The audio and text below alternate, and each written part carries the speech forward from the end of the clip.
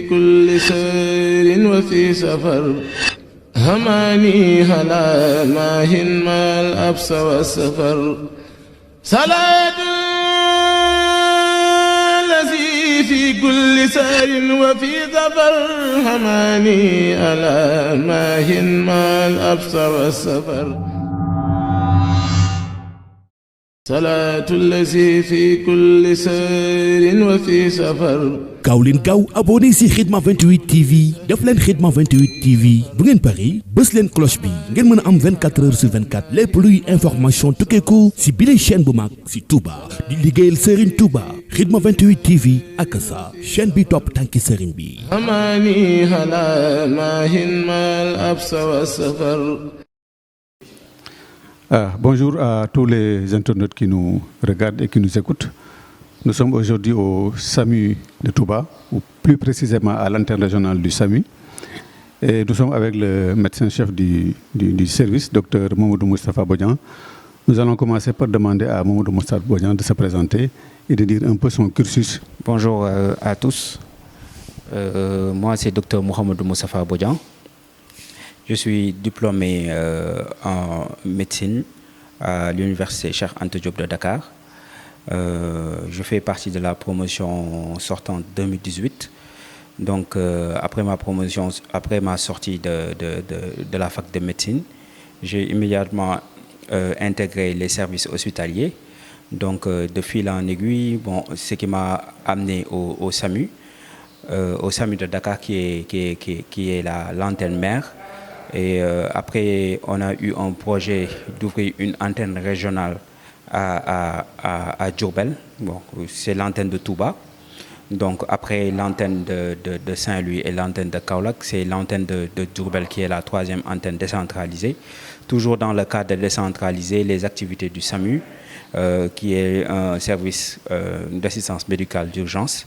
Donc voilà, je suis le coordonnateur du service de l'antenne, donc je coordonne toutes les activités du SAMU dans la région.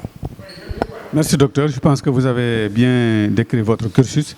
Maintenant, si on devait localiser le SAMU de Touba, où est-ce qu'on peut dire que le SAMU se trouve à Touba? Elle a une adresse, un BP, téléphone, en tout cas numéro GPS. Comment les gens peuvent savoir que le SAMU se trouve à Touba? Le SAMU de Touba se trouve dans le quartier de Darou Marnan, près de la préfecture de Nam. La préfecture de Nam, donc sur la route allant vers la grande mosquée. Donc en venant de Mbaké, du rond-point qui sépare Mbaké de Touba, donc nous sommes à gauche, à quelques 1 kilomètre à gauche, quoi. Donc en venant de la mosquée pour partir vers Mbaké, nous sommes à presque 7 km, donc juste à côté de la station Total Kër Khadim. Voilà, donc nous avons un numéro vert pour nous joindre, parce que ce que nous faisons, c'est surtout de la télémédecine, c'est-à-dire quelqu'un qui a besoin de nous, il nous contacte et on lui propose les services. Donc c'est le 1515, c'est un numéro vert qui est ouvert 24 heures sur 24, 7 jours sur 7. Merci docteur, je pense que tout le monde pourra maintenant localiser le SAMU de Touba. Maintenant nous sommes dans le SAMU, aujourd'hui c'est le samedi 4 juin 2022. Nous allons avec toi, s'il vous plaît, faire en tout cas une visite guidée des services. Vous nous montrez comment le service est composé, quels sont les locaux qu'il compose, mais quelle est l'organisation que vous avez établie ici pour pouvoir répondre aux besoins des urgences au niveau des populations. On va commencer par le point de départ de notre travail qui est la salle de régulation. Voilà, la salle de régulation, c'est le centre de réception et de régulation des appels. C'est le CRA, le centre de régulation et de réception des appels. Donc c'est là où tombent tous les appels. Celui qui compose le 15-15 dans la zone, c'est dans la région de Diourbel et environnement. C'est ici où les appels sont réceptionnés.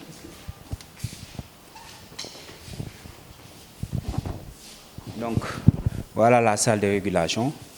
La salle de régulation est composée de différents postes informatiques, voilà, de différents postes de travail, de différents postes de travail et qui sont occupés par ce qu'on appelle des assistants de régulation médicale.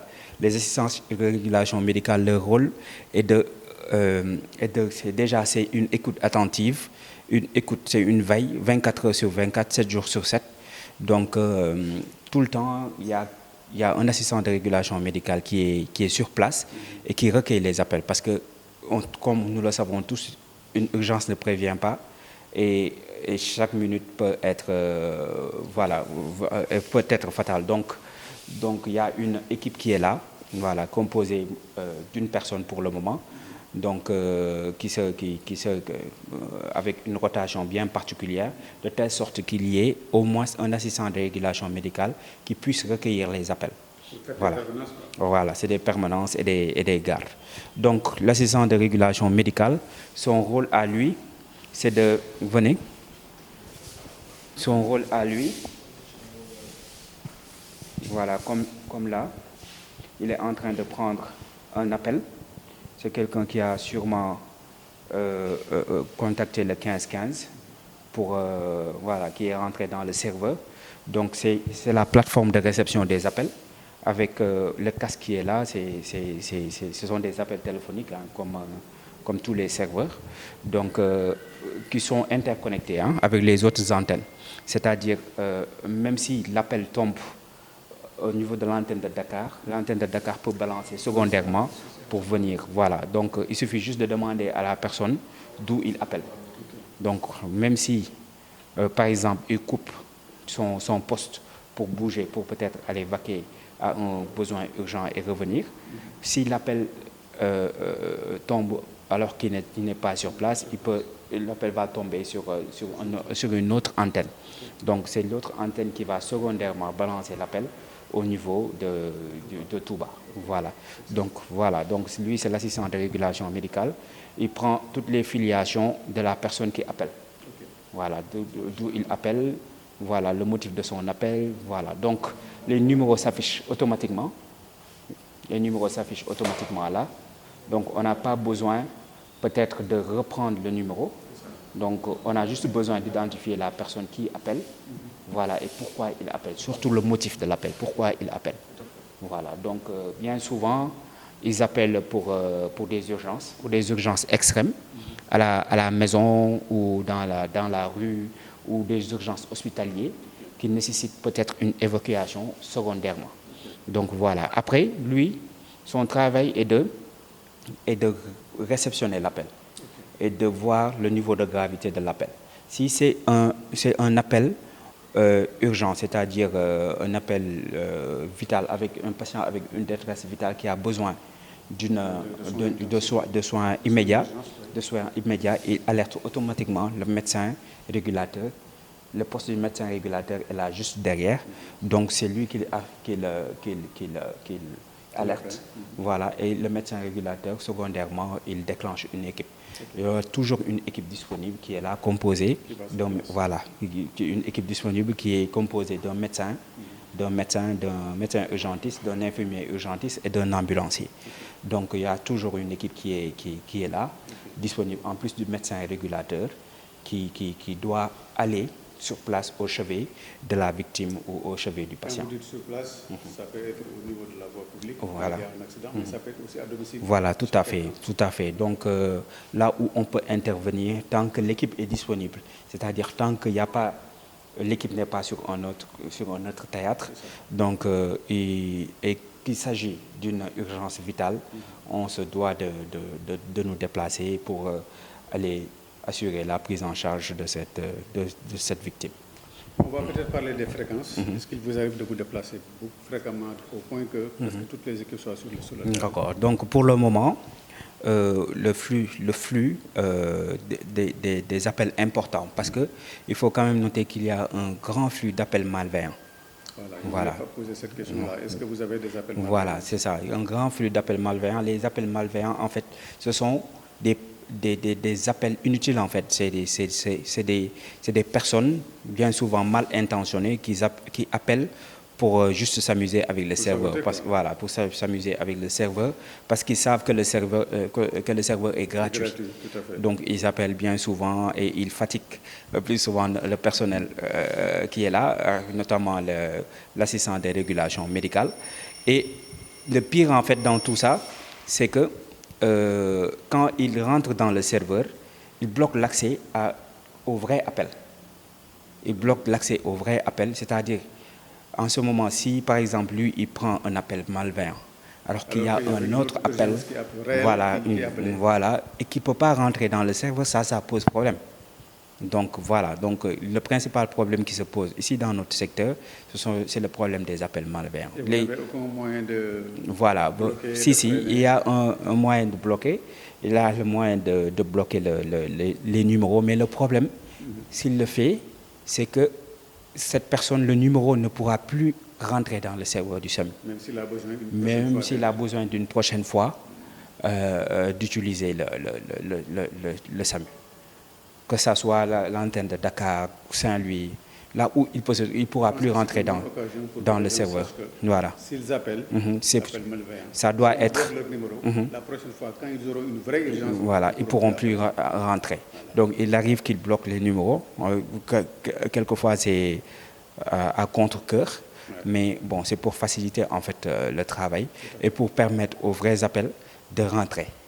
Voilà, donc c'est surtout pour sensibiliser davantage sur ce numéro qui est un numéro vital. Le numéro 1515, c'est un numéro vital. Ce n'est pas un numéro pour s'amuser, c'est une question de vie ou de mort. Donc il faut vraiment l'utiliser comme il se doit. Voilà, à bon escient. Oui, merci beaucoup. Moi, en tant qu'assistant à la régulation médicale, mon rôle est de prendre tous les appels provenant du 1515. Maintenant, quand il y a un appel, je dois... Si c'est un appel médical, je dois enregistrer le dossier comme ici. Il y a le docteur Satou qui a appelé ce matin pour un transport, pour hospitalisation vers Diourbel. À Diourbel? Oui, je dois enregistrer le dossier qui est là. Transport pour hospitalisation vers Diourbel. Oui. Diourbel, ok. Maintenant, après avoir enregistré le dossier, je vais passer l'appel au médecin régulateur. Maintenant, celui qui va déclencher l'équipe, il faut aller sur place. Le patient était à Fawzeyni. Je vais le récupérer là-bas pour l'amener à Diourbel. Son dossier, il est déjà enregistré le dossier. Il y a aussi un autre dossier pour recherche de place pour un bébé qui est en détresse respiratoire, qui est au SAI de Linguère. Qui est à Linguère? Oui, à Linguère, oui. C'était pour une recherche de place. Ok. Oui. C'est ça. Donc, cela veut dire que vous intervenez au-delà de Touba, jusqu'à Linguère, Saint-Louis, Ourossogui. Oui, Saint-Louis, il y a le SAMU de Saint-Louis. Si je reçois des appels de Saint-Louis, je vais lancer l'appel au niveau de Saint-Louis. Au niveau de Saint-Louis. Oui. Excellent. Vous vous sentez bien dans le travail, c'est bon? Oui. Bon, c'est un peu fatigant, mais comment on va faire avec? Vous avez eu une formation de médecin, d'assistant de régulation médicale? Oui, je l'ai fait à Dakar. À Dakar? Oui. Okay. On m'a formé là-bas 4 mois. 4 mois. Avant de commencer la garde de travail. Vous avez travaillé aussi dans le SAMU le grand SAMU de Dakar? Oui, SAMU de Dakar. Là-bas, c'était beaucoup plus difficile parce que là-bas, tous les appels... C'était des appels d'urgence, on devait faire très attention. Par rapport à ici, il y a des appels, mais pas comme Dakar. Pas comme Dakar, oui. Excellent. J'ai fait là-bas, je pense, 6 mois là-bas, on m'a fait ici. Excellent. C'est pourquoi j'ai l'habitude. En tout cas, bon courage. Oui, merci beaucoup. Vous faites un travail très gratifiant, sauver des gens. Et vraiment, les populations de Touba vous félicitent, bien que il reste à le faire connaître que le SAMU existe à Touba. C'est ça, oui. Ok. Après le travail de l'assistant de régulation médicale, c'est au tour du médecin régulateur. Oui, lui c'est le médecin régulateur. Voilà. Le docteur Khadim Niang. Oui, il fait partie de nos collaborateurs. Donc voilà, quand l'appel est transféré, il le transfère au niveau de ce poste ou au niveau du téléphone de régulation. Ça, c'est le téléphone de régulation. Ce téléphone-là, le médecin doit l'avoir, le médecin régulateur doit l'avoir sur lui, H24. Même quand il se repose, il doit l'avoir sur lui. Donc, pour éviter, en fait, de louper un appel. C'est-à-dire que même si, en fait, même si on ne transfère pas l'appel au niveau du poste de l'assistant de régulation médicale, on se doit de transférer l'appel au niveau de ce téléphone de régulation qui doit être opérationnel, H24, pour la prise en charge de ces appels. Donc voilà, c'est la même plateforme, hein, c'est la même plateforme que là-bas, la plateforme de gestion des appels. Donc c'est la même interface. Donc il suffit que lui prenne l'appel et qu'il le balance secondairement au niveau du médecin régulateur. Maintenant, c'est le médecin régulateur, c'est là en fait que commence le travail du SAMU. Voilà. Par exemple, si on appelle pour une urgence vitale, lui, il déclenche automatiquement l'équipe. Voilà, qui est l'équipe qui doit aller sur le terrain. Ils sont là aussi opérationnels avec des ambulances qui sont prépositionnées, qui sont voilà, on verra les ambulances, qui sont opérationnelles et qui sont prêtes à intervenir à n'importe quelle heure et dans n'importe quelle situation, qu'il pleuve ou qu'il neige ou qu'il vente. Donc, aussitôt qu'il y a une détresse vitale quelque part, on se doit de le prendre en charge. Voilà, on se déplace aussi pour des consultations à domicile. Des consultations à domicile. Il y a des consultations à domicile, que ce soit une personne âgée ou une personne qui ne peut pas se déplacer personnellement pour aller à l'hôpital. On propose aussi ce service. On propose aussi ce service de consultation à domicile pour toujours faciliter la prise en charge sanitaire, des patients. Voilà, c'est ça. C'est une dimension que vraiment je ne savais pas tellement. Vous faites des soins aussi à domicile. Voilà, on fait des soins à domicile et si le patient a besoin d'être évacué secondairement, on pourra l'évacuer secondairement. C'est-à-dire, quand le médecin régulateur prend l'appel pour peut-être un patient qui se plaint de céphalée ou d'une impotence fonctionnelle ou de n'importe quel film, voilà, donc il nous demande d'aller sur place, voilà, pour évaluer le patient. Et une fois sur place, le médecin et son équipe évaluent le patient. Et une fois l'évaluation du patient, il fait un retour au médecin régulateur pour lui dire « Ah, le patient là, on a trouvé telle situation.